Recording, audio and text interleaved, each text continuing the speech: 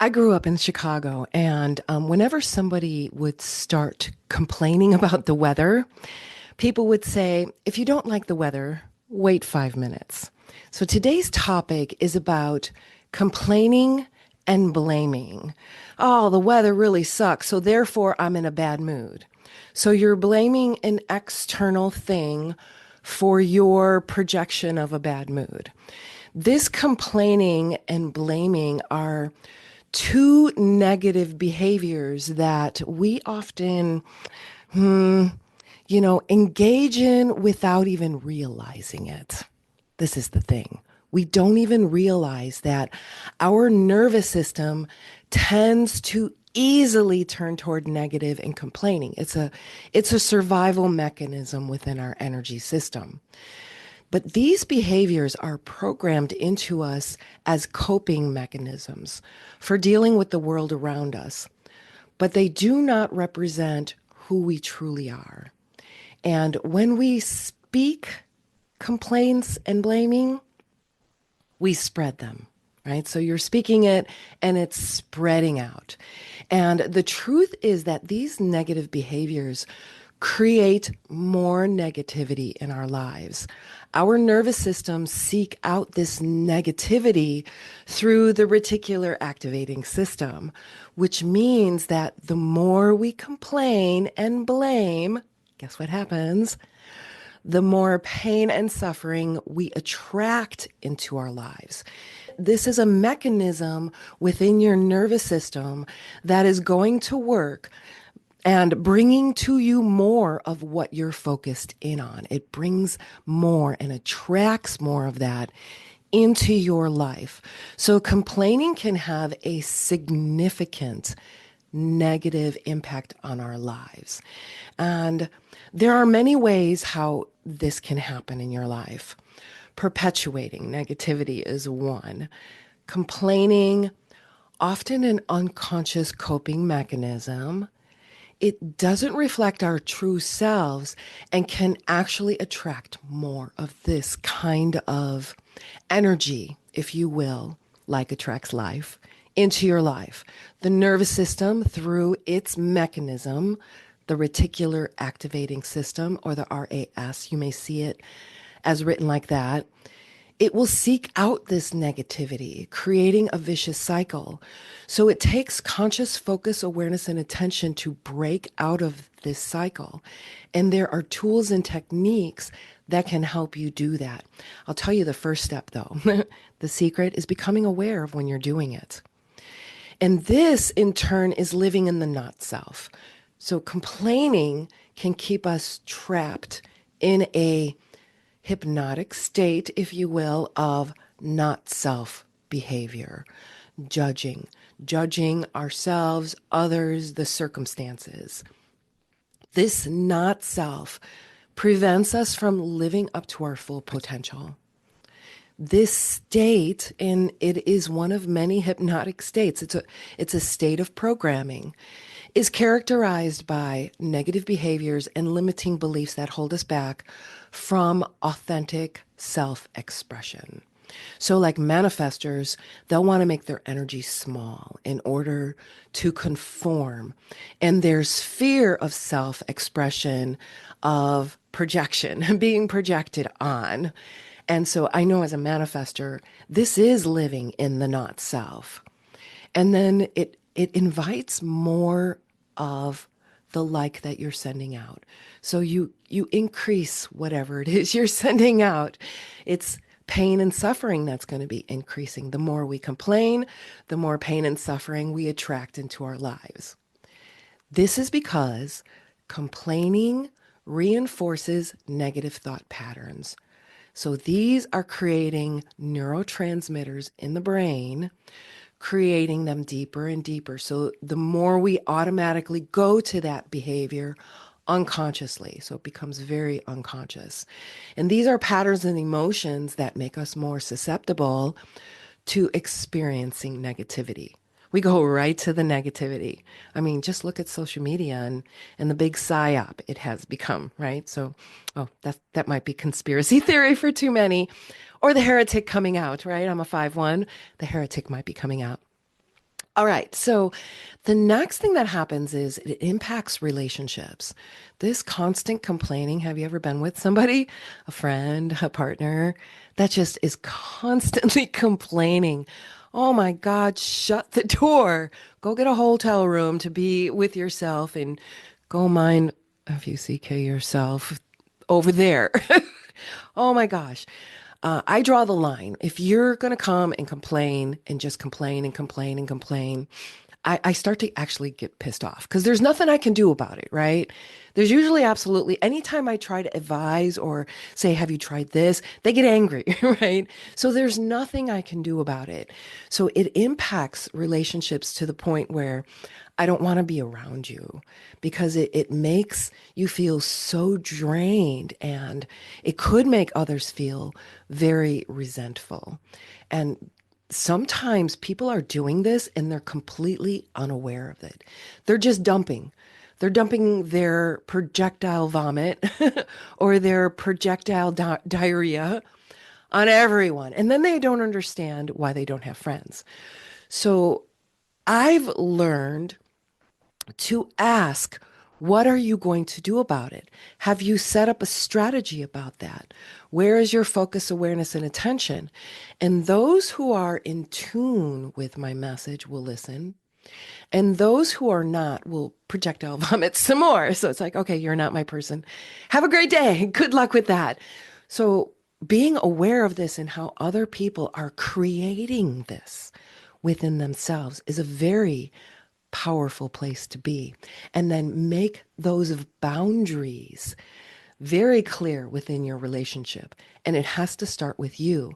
So if you're the one who's complaining and you have a bunch of complainers around you, take a look in the mirror. What tools and techniques can you use to begin to reprogram that behavior? And you begin to change all of your relationships and reduce that pain and suffering and have more successes in your life. And then we also create missed opportunities. When we're focused on creating, we miss out on these opportunities for growth and positive experiences. This attitude of complaining and blaming, it keeps you stuck in a negative mindset, preventing you from seeing possibilities and taking action. So I want to give it a little plug here on Insight Timer, the app. If you look for Heartfelt Awakening, Denny Van, I'm a meditation teacher there. There's a focus meditation, 10 minutes, and it helps you open up to the possibilities of what you're not seeing. So go and check that out. I would love your feedback. But breaking free from this cycle of complaining can be done. The very first step is awareness, recognizing complaining as a programmed behavior is the first step toward change. Remember, the one guarantee in life we have is change. And this is a change we can make a choice of. Many changes in our lives we have no choices over. But this is a change we can make ourselves by becoming more aware, recognizing complaining as a programmed behavior. This is the first step toward creating change in your mirror reality. This is how you design your reality using the mechanism within your blueprint. Mindfulness practices, self-reflection practices can help us become more aware of when we're engaging in this behavior. Not if we're engaging in this behavior, but when. I find myself going, oh, there I go again. I just become aware, back to what I was doing. This is a constant practice within my nervous system. Next, it's very important to shift perspective. So when we're assessing this distraction, I just went off on something else. My focus, awareness, attention was on complaining about something, blaming something. So shifting my perspective, I can go, whoa, I'm in a state of pain on this topic. It might be a 7, 8, or 9 on the pain scale. Becoming aware and shifting perspective to this can help us move from a subjective perspective, such as, I am this, I am angry, I am frustrated, I am bitter, I am resentful, all of these things, from I am these things. It's creating pain on the pain scale, high number. 10 is the worst. 7, 8, 9, 10. It's a 10 on the pain scale.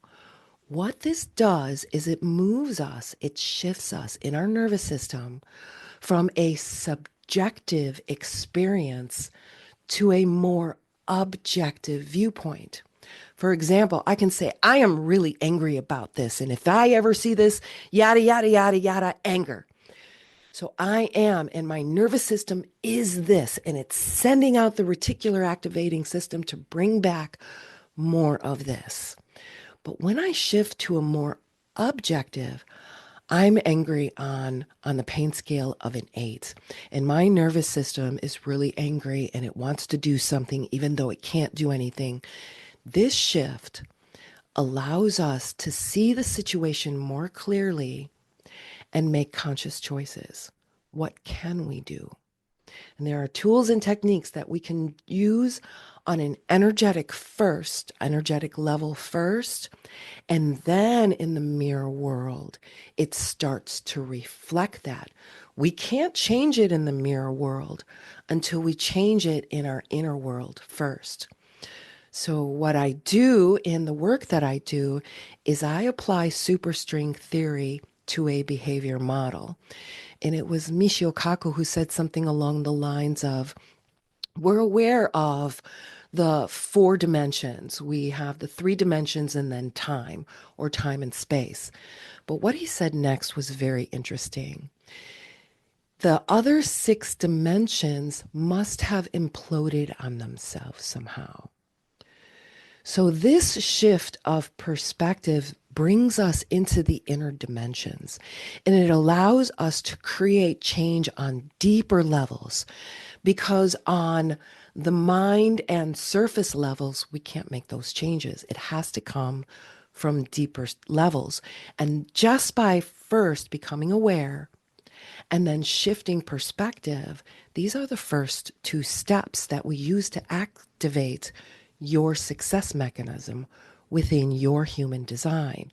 Once you have these 2 things and you start to activate them within your human design, your reality really begins to shift. The next thing we have to do is reprogram our mindset. And this is where hypnosis, self-hypnosis, those type of tools really come in handy with reprogramming and deconditioning.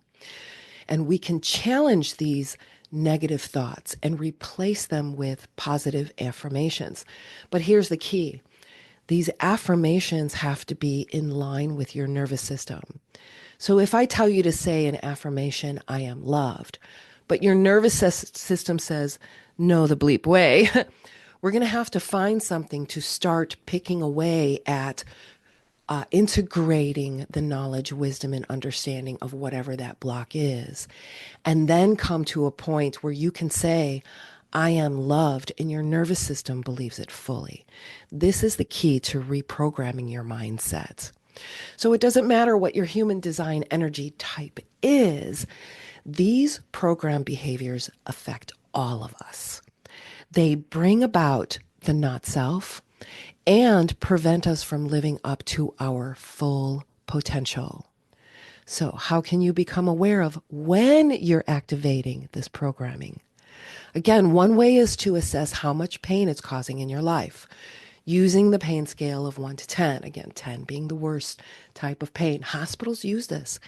And a little tip here, this is where you can begin to measure your results. And in our program, we have measurable results, and we want to measure those results as we move through of the process of reprogramming the nervous system. So once you put that number on it, you shift from a subjective perspective to an objective one. This is the first step in the four-step success mechanism that's already part of your unique design. It just needs to be activated. Once it's activated, it's self-directed.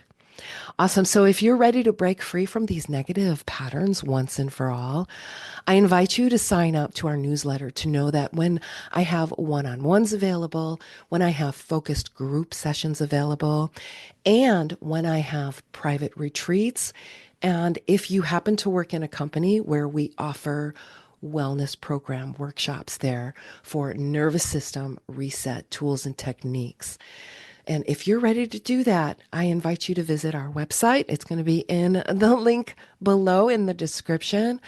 But through this personalized coaching sessions in human design, deconditioning, these group support calls, and other like minded individuals begin their transformational journey. You have a blueprint on where you need to go.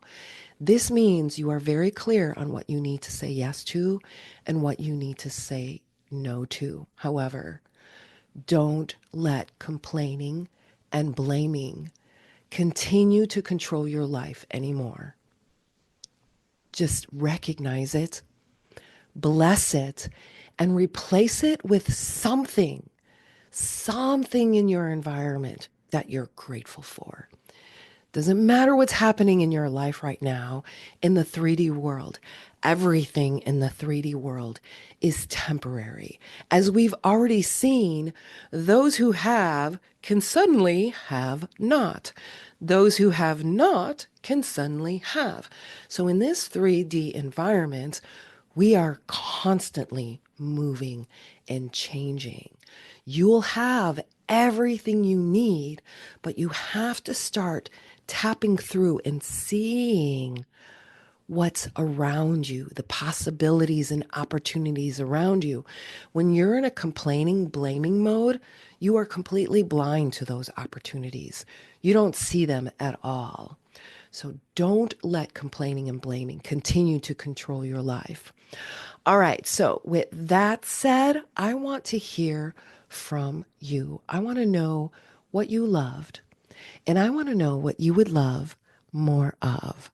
And in the meantime, you know what to do. What do you need to do? Tell me in the comments what you need to do. See you on the next episode.